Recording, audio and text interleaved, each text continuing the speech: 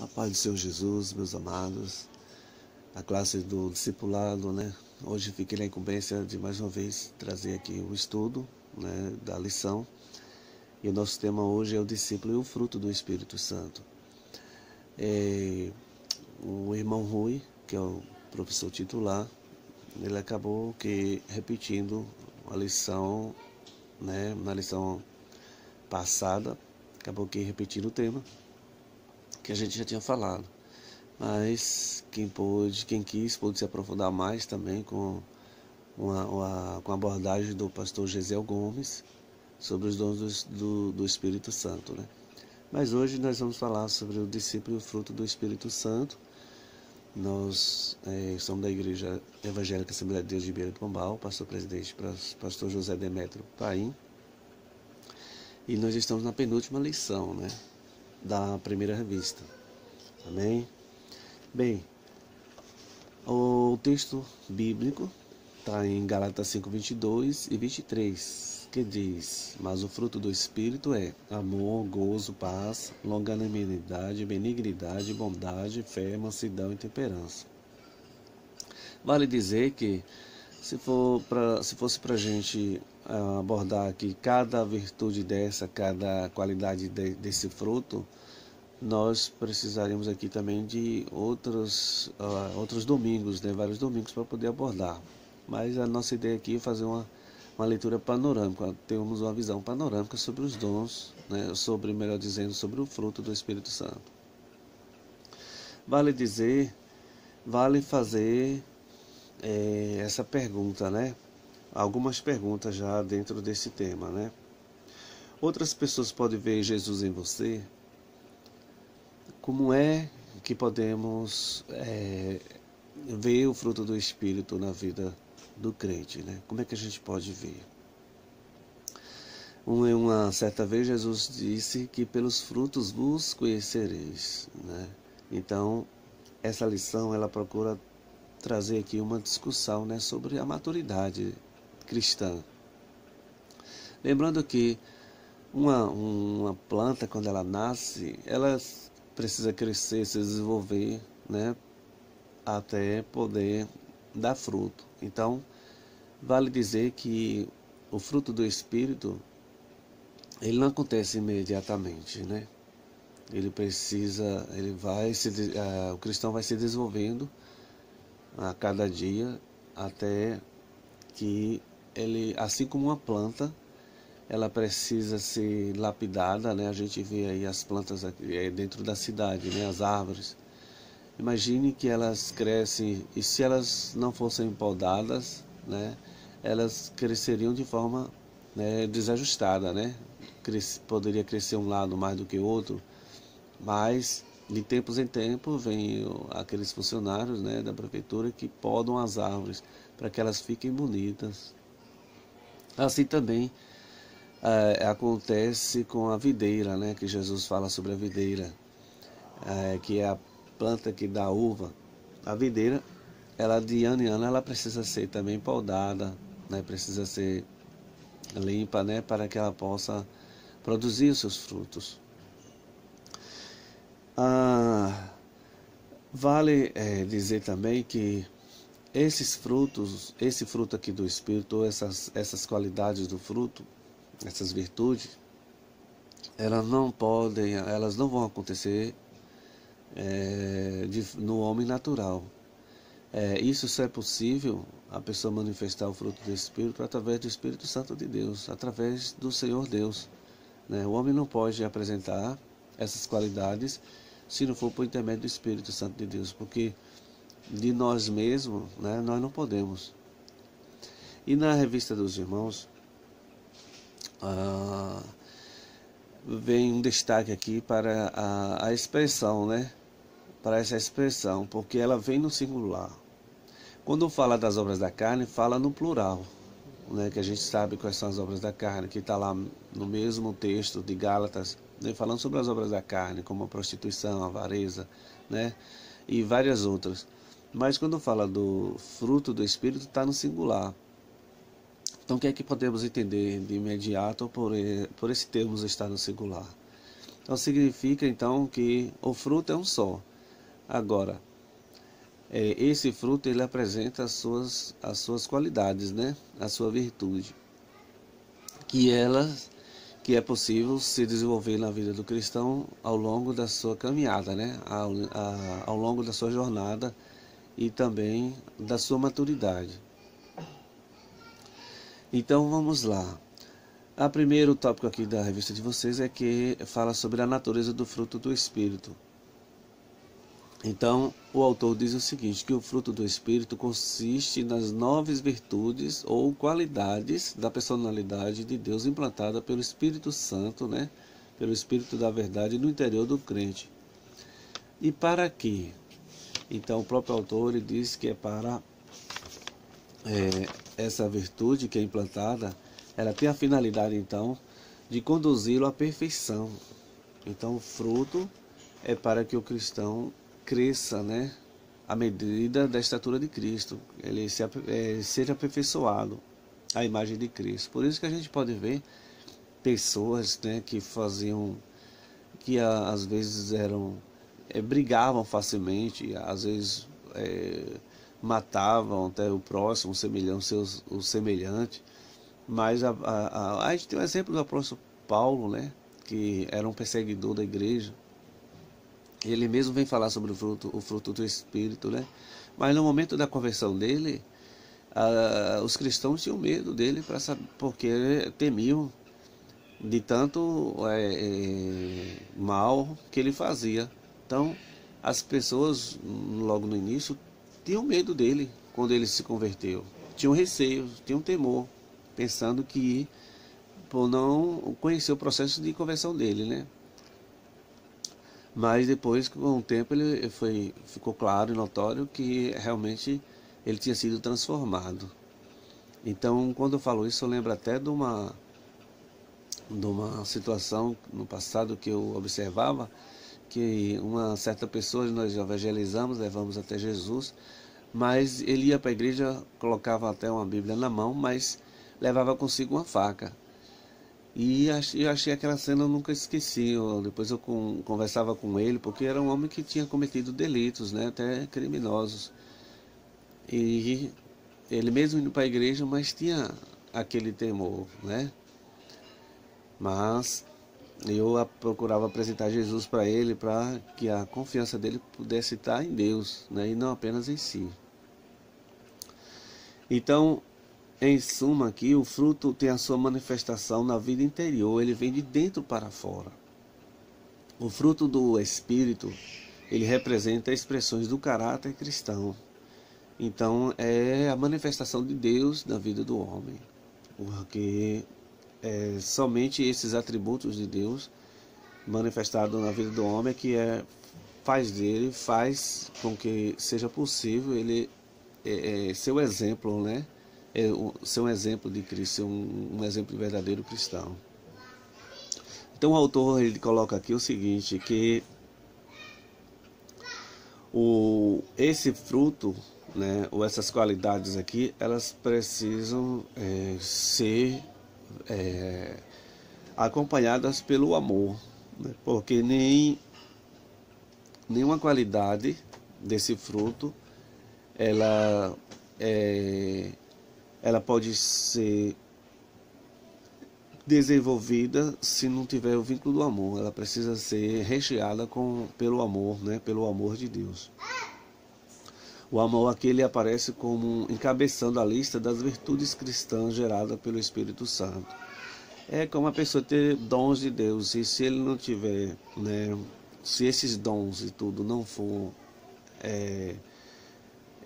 se não for ele gerados, né, por esse amor de Deus, não adianta. É tanto que o apóstolo Paulo ele vai dizer que as línguas, a profecia, né, o conhecimento, tudo vai passar, mas vai prevalecer o amor, tá lá em 1 Coríntios 13, né? Tudo vai passar, mas o amor ele permanece. Então tudo que o cristão desenvolve, ele tem que ser vinculado por esse amor, né? Esse amor de Deus. À medida da nossa maturidade em Deus depende de quão bem temos permitido que o Espírito Santo produza os traços do caráter de Jesus em nossas vidas. Então, quanto mais nós nos aproximamos de Deus, quanto mais nós buscamos a ajuda de Deus, do Espírito Santo, mais semelhante a Cristo nós podemos ficar. Por isso que nas nossas relações nós devemos fazer essa pergunta, né? Devemos nos policiarmos, né? Será que as minhas ações, as minhas atitudes, elas refletem a imagem de Jesus Cristo? Porque se não for assim, nós não estaremos, né, compactuando, né, com aquilo que Deus deseja que nós sejamos. Jesus disse o apóstolo Paulo disse que nós devemos ter a mente de Cristo. Os nossos pensamentos devem estar sempre ocupados nas coisas de Deus. Lá o salmista, no Salmo 1, ele vai dizer que devemos meditar na palavra de Deus de dia e de noite, que é justamente para que o caráter de Deus ele se manifeste na nossa vida. Até o ato de falar, como o apóstolo Paulo diz, que quando a gente estiver pregando, que esteja transmitindo os oráculos de Deus, ou seja, que quando a gente estiver falando, não seja o eu que esteja falando, mas seja Deus falando através de nós. Então, quando nós agimos assim, nós já estamos, então, resplandecendo, então, a glória de Deus, manifestando a glória de Deus através da nossa vida. E as pessoas, Deus diz que Ele colocou um cântico novo na nossa boca, e muitos ouvirão e temerão e confiarão no Senhor. Então, é através da nossa atitude, né, para com as coisas de Deus, que vai demonstrar então a manifestação de Deus, né, na nossa vida. Nós podemos ver então sobre a natureza, né, do fruto do Espírito, né? Isso é possível por intermédio então de Deus, né? Agora, as virtudes ou qualidades do fruto do Espírito. Quais são essas qualidades? Quais são essas virtudes? Então, o apóstolo Paulo traz aqui as qualidades universais. Quais são essas qualidades universais? Que é o amor, né, o gozo e a alegria. Essas qualidades, elas são universais. Por quê? Porque ela representa então o nosso relacionamento com Deus. Então, da forma como nós nos relacionamos com Deus, é que essas qualidades vão se manifestar em nossa vida, ou seja, o amor, a alegria, a felicidade, o gozo, ela vai se manifestar em nossa vida de acordo com a nossa relação para com Deus. Então, essa palavra amor ou caridade é uma palavra grega, né, que vem de origem grega, ágape ou agape, né, que é o amor de Deus. Então, amor, existe o amor filhos, o amor eros, o amor ágape. E o amor ágape é o amor de Deus. É um amor de tamanha profundidade que levou Deus a dar seu único filho como sacrifício pelos nossos pecados. A Bíblia diz que ele, como um cordeiro, ele foi levado ao matadouro, né? Ele não abriu a sua boca, está lá, né? Em João diz isso. Então, é um amor incondicional, esse é o amor de Deus. Então, somente esse amor faz com que a pessoa, fez com que Jesus se entregasse, fez com que os servos de Deus, né, não temessem a nada, né, de serem mortos, apedrejados. É esse verdadeiro amor, ele é incondicional. Agora, é fácil, né, diz o autor aqui, é fácil a gente amar os pais, os entes queridos, os filhos, né, esposa, amigos, mas somente pelo Espírito Santo você pode amar o inimigo, amar aquelas pessoas que perseguem. Então, somente por intermédio do Espírito Santo, uma pessoa te ofender, né, te maltratar, e você sabe, você perdoar e você continuar amando essas pessoas. Então, somente por intermédio do Espírito Santo, né? E o gozo, a alegria. Então, trata-se aqui de uma qualidade graciosa, né? A pessoa ter alegria, ter gozo em meio às dificuldades. E aqui a gente tem um exemplo do apóstolo Paulo e Silas, que quando foram presos, e a Bíblia diz que à meia-noite eles cantavam e glorificavam a Deus, eles se alegravam na presença de Deus. Imagine, estavam acorrentados em prisões, mas ali eles estavam sendo injustiçados, né? Mas ali eles se alegravam no Senhor. Então esse gozo, essa alegria só é possível mesmo em meio à presença, né, de Deus, em meio à ajuda do Espírito Santo. Eles tinham tudo para murmurarem, né?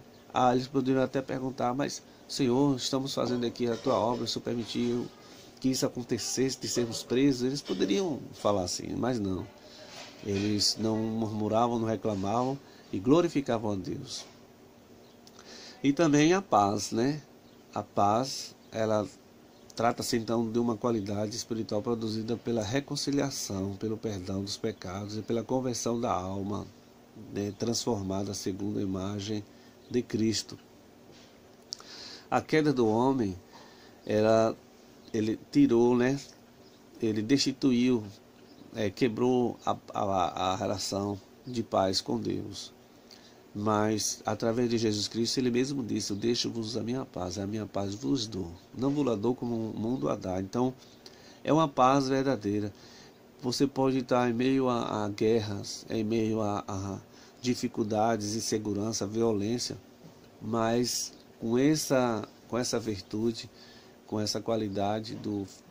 Muito bem, então, quando a gente fala das qualidades universais, são qualidades que estão relacionadas ao nosso relacionamento com Deus. Então, quanto mais nos relacionarmos com Deus, mais o Espírito Santo vai nos enchendo, né, dessas virtudes, dessas qualidades, que é o amor, o gozo, a alegria, a paz, que só Cristo dá, né?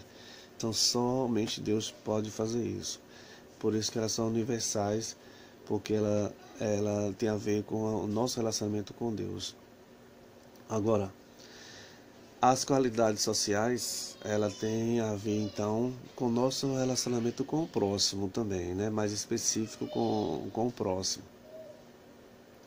Então veja, a longanimidade, né, é uma dessas qualidades sociais.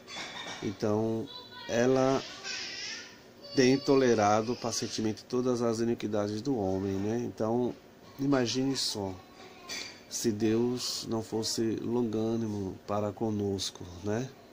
Ele não teria, não tolerava, né, os nossos erros, as nossas falhas. Mas por ele ser longânimo, então ele tem tudo paciência, né, conosco. Então essa é uma qualidade que nós devemos também ter com o outro, porque muitas das vezes nós queremos o perdão de Deus, mas temos dificuldade em perdoar o outro. Então Deus, nós precisamos imitarmos a Deus, né, nesse sentido. Então Deus, ele não se deixa levar, né, pela ira, pelo furor, mas manifesta seu amor, bondade e misericórdia, não usando sua justa indignação.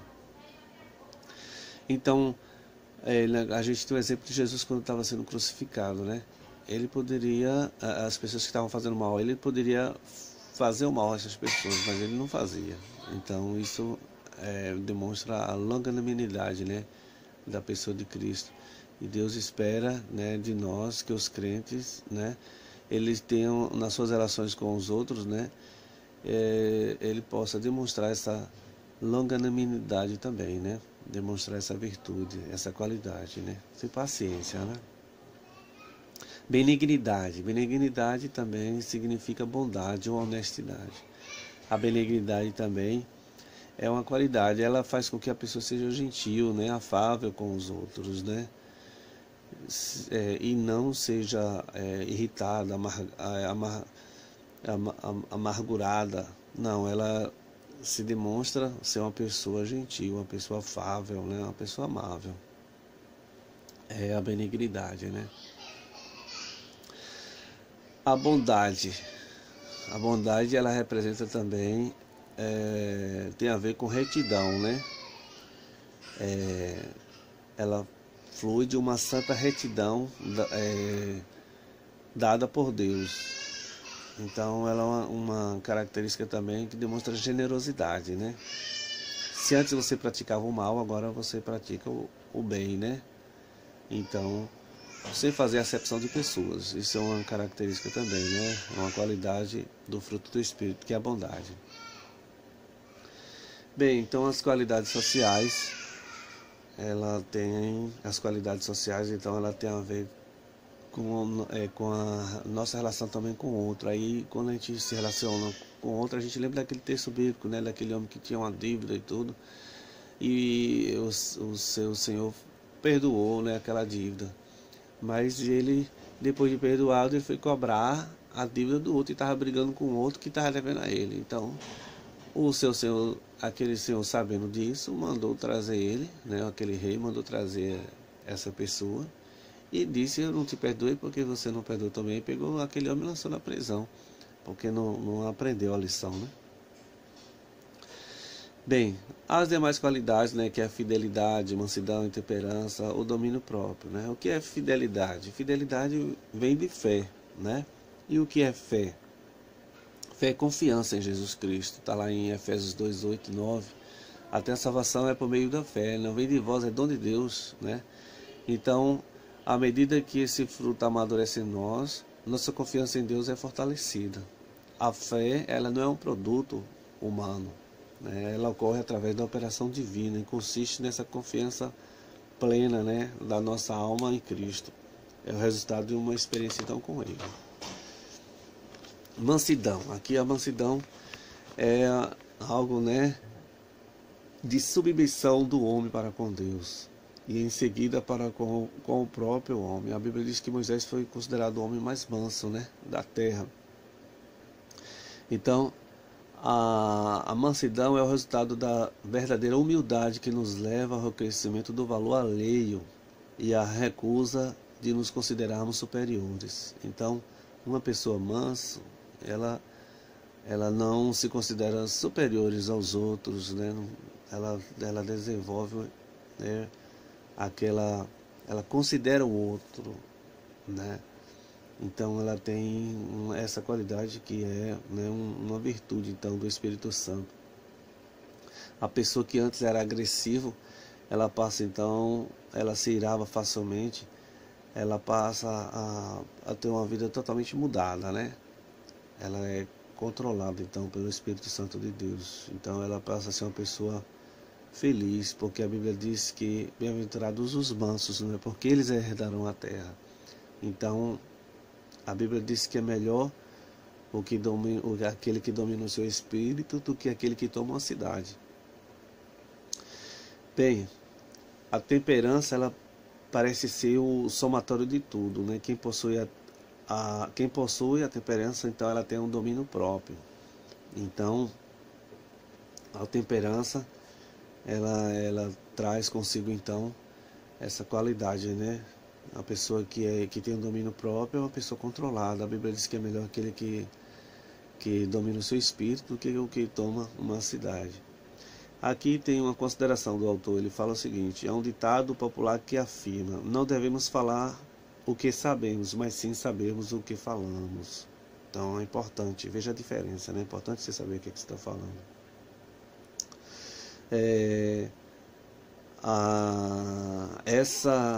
Esse cuidado nas palavras, né, ele tem a ver também com que Arão e Miriam, né, a Miriam questionou porque Moisés tinha casado com uma mulher estrangeira. Então, por causa disso, ela foi acometida de uma lepra, né, porque ela fez esse questionamento. E como Arão concordou, acompanhou o que ela tinha dito, acabou que Deus pesando a mão ali e punindo, né, principalmente a Miriam.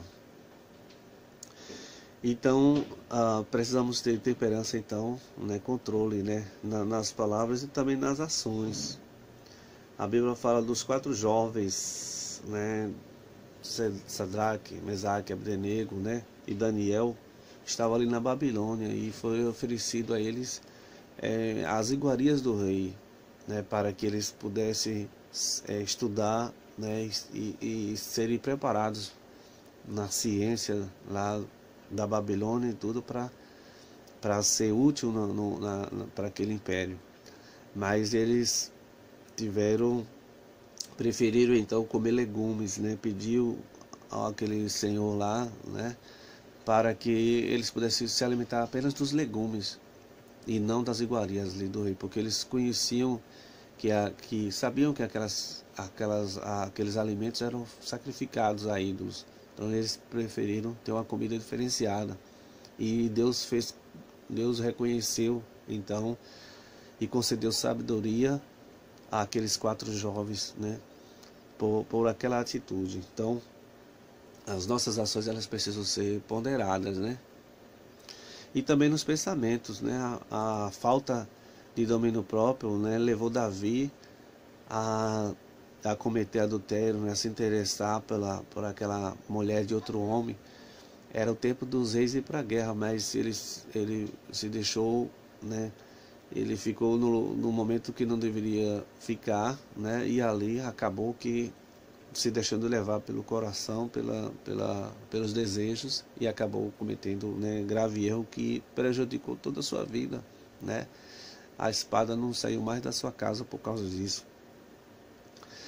Então, a gente vê aqui que o crente ele deve ocupar-se então com coisas boas. A melhor terapia é ler a Bíblia, é cantar hinos evangélicos, visitar os novos convertidos, desviados e enfermos. Você tem muito o que fazer, né, do que levar uma vida ociosa, né, ou etc.